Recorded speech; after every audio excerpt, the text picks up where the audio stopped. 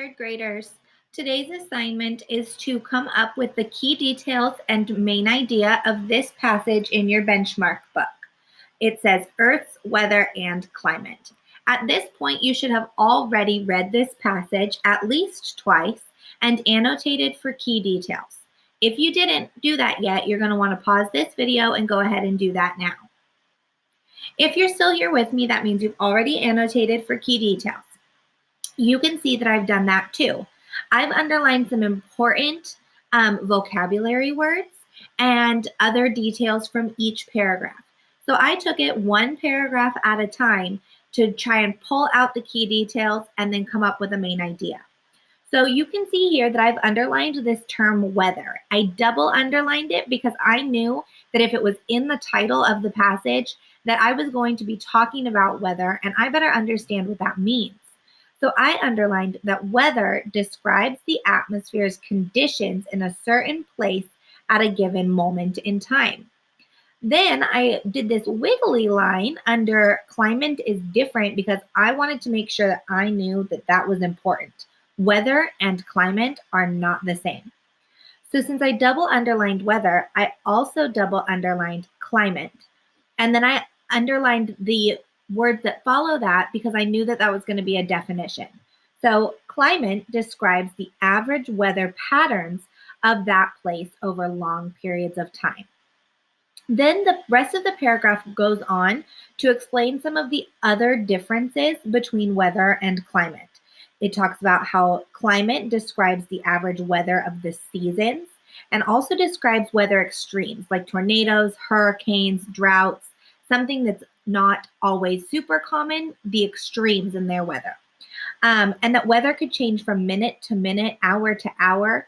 So weather can be constantly changing, but climate is determined by tracking the region's weather for long periods of time. What is usually common in that area is the climate. Weather is what it's like that particular day. So now that I've underlined those key details here, I can come up with some sort of main idea, right? This paragraph, if someone asked me, what did you just read about? I might say that the main idea of this paragraph is that weather and climate are two different things. So in my close reading benchmark passage, I've already done this one for you, outlined the key details that I thought were important. So we wrote weather describes the atmosphere's condition in a certain place. Climate describes the average weather pattern over long periods of time. So the main idea that we took away from that is that climate and weather are two different things. So if you didn't write that main idea in your passage as your annotations, I want you to go ahead and do that now. All right, so now we have the main idea in my margins. So now I'm looking at paragraph 2. All right, paragraph 2, again, you can see that I've already noted some of my annotations. I underlined the portions that say what scientists measure because this paragraph starts with a question. How do scientists track these different weather patterns? Okay, because they track the weather patterns to determine a climate, right? We learned that in paragraph 1. So how do they do it? Well, scientists measure air temperature, amount of precipitation, wind, humidity, cloud cover, and then they record their measurements to figure out the weather patterns of that region to define the climate type. So to decide what type of climate that particular area has. Is it a rainy climate? Is it a dry climate? What kind of climate is it? And they determine that by measuring things like air temperature, precipitation, wind, humidity, etc. So in your benchmark packet, we're going to go ahead and outline some of those key details from paragraph 2. So looking at both, normally what I would tell you is to have these side by side like this so that you can look here and write here at the same time. So the first thing that I would probably write down is that scientists measure What do they measure? They measure air temperature. They measure the amount of precipitation, wind, humidity, and cloud cover. So let's go ahead and start with that. All right, so now I have my first key detail here, that scientists measure air temperature, amount of precipitation, and then in parentheses I put rain, wind, humidity, and cloud cover. Now, the next key detail from this paragraph is why the scientists do those things. Why do they do it? And what do they do with that data? Well, they record their measurements to figure out the weather patterns of a region, which will determine the type of climate that that area has. So I'm going to add that key detail here, that they record their data to figure out the weather pattern of an area.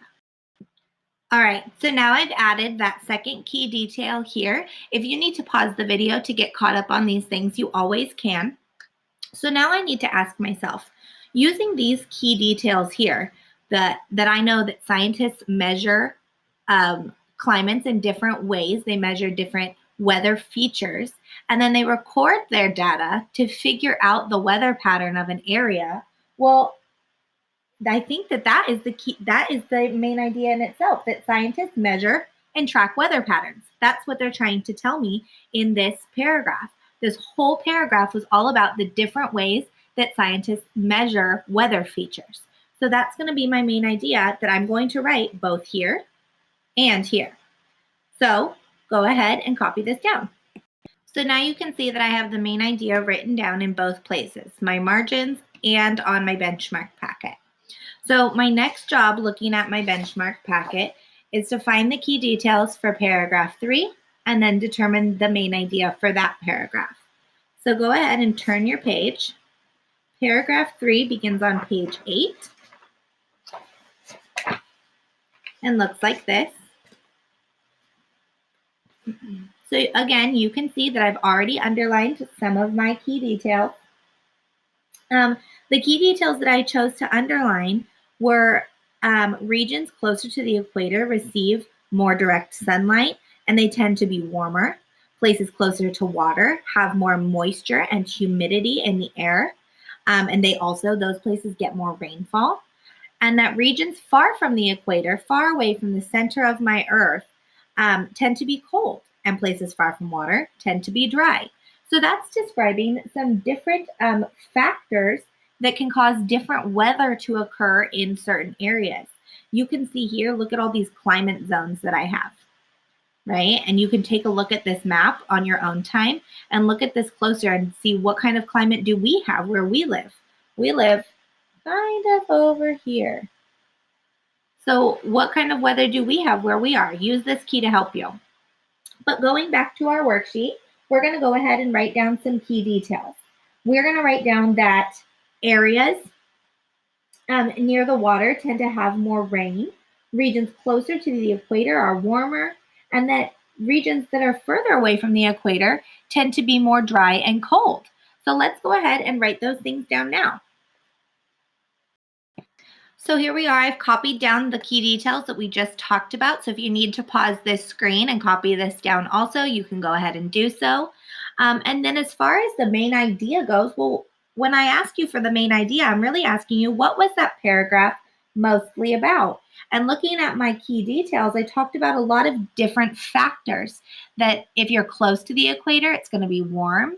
So if you're far away, it's going to be cold.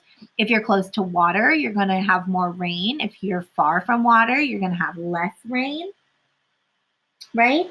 So my main idea could be that there are different factors that cause certain weather patterns. So we're going to go ahead and write that idea down here.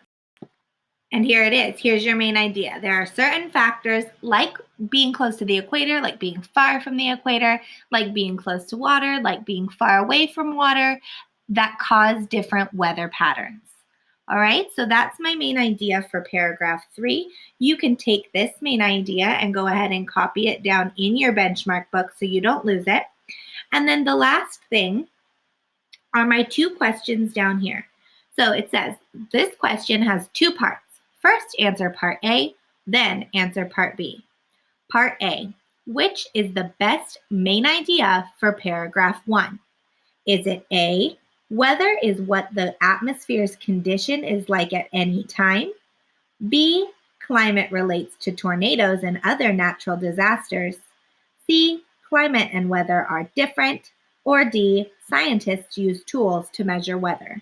So I'm talking about paragraph 1. So now that I've annotated and completed my benchmark chart, they're asking me what the main idea for paragraph 1 is.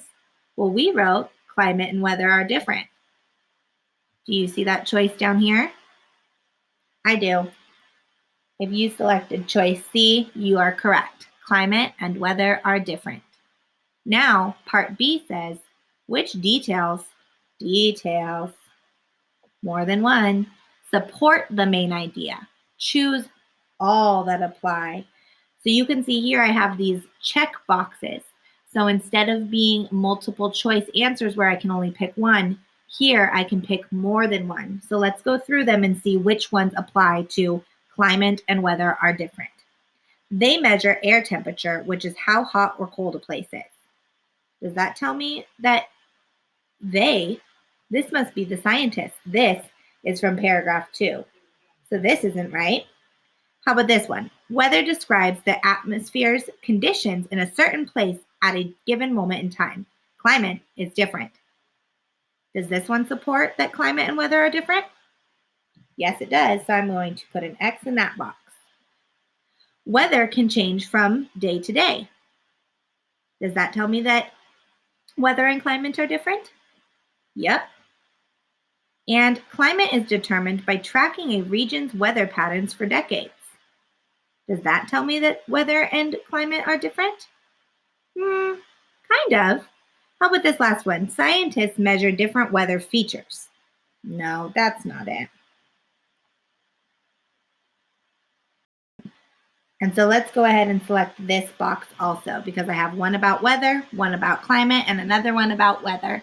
And those all show how weather and climate are different. So I hope that this video lesson helped you. If you need to go back and pause the video at any time to copy down some work that you might miss, you can do that now. I've zoomed out my screen so that you can see it all in one place. So go ahead and pause this if you need any of the information, and I will see you at our next Zoom meeting.